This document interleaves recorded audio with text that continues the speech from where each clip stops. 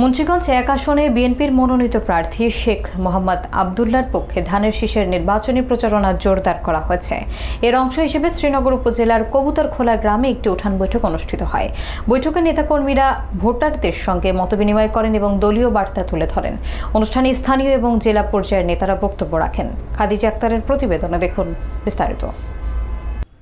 মুন্সিগঞ্জ এক সংসদীয় আসনের আসন্ন জাতীয় সংসদ নির্বাচনকে সামনে রেখে শ্রীনগর উপজেলায় বিএনপির নির্বাচনে তৎপরতা জোরালো হচ্ছে। এরই ধারাবাহিকতায় বুধবার বাদ মাগরিব শ্রীনগর উপজেলার রাঢ়ীখাল ইউনিয়নের ৩ নম্বর ওয়ার্ডের কবুতরখোলা গ্রামে ধানের শীষের নির্বাচনী প্রচারণায় একটি উঠান বৈঠক অনুষ্ঠিত হয়। স্থানীয় কৃষক দল নেতা শামীম আহমেদ খানের নিজ বাড়িতে আয়োজিত এই উঠান বৈঠকের সভাপতিত্ব করেন তিনি নিজেই। প্রধান অতিথি হিসেবে উপস্থিত ছিলেন জেলা বিএনপির আহ্বায়ক কমিটির সদস্য আব্দুল বাতেন খান শামীম। তিনি বক্তব্যে জানান, জনগণের ভোটাধিকার প্রতিষ্ঠা এবং গণতন্ত্র পুনরুদ্ধারে বিএনপি নির্বাচনী মাঠে সক্রিয় রয়েছে। বৈঠকে বিশেষ অতিথি হিসেবে উপস্থিত ছিলেন বিএনপি নেতা ইয়ার হোসেন খান। তিনি উপস্থিত থেকে নির্বাচনী প্রচারণা জোরদারের কথা উল্লেখ করেন।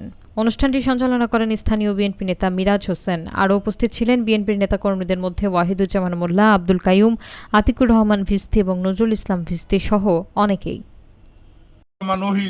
নজরুল ইসলাম ভিস্তি, ইয়ার হোসেন, তারপরে আতিকুর রহমান আতিক, আমি খোকনাজি, হ্যাঁ এইদিকে আছে আমার বিয়ে খোকনাজি।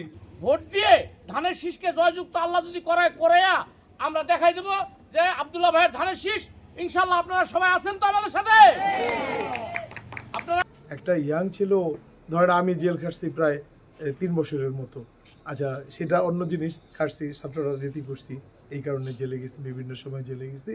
কিন্তু একটা বয়স্ক লোক, একটা বয়স্ক মহিলা, যার বয়স হলো 80 বছর প্রায়, সেই মহিলাটা এই দেশেরই তো প্রধানমন্ত্রী ছিলেন না, এই দেশেরই বিরোধী দলের নেত্রীও ছিলেন।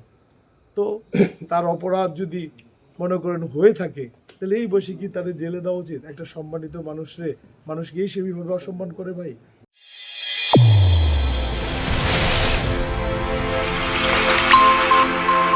চ্যানেল A1 হৃদয়ের স্পন্দন।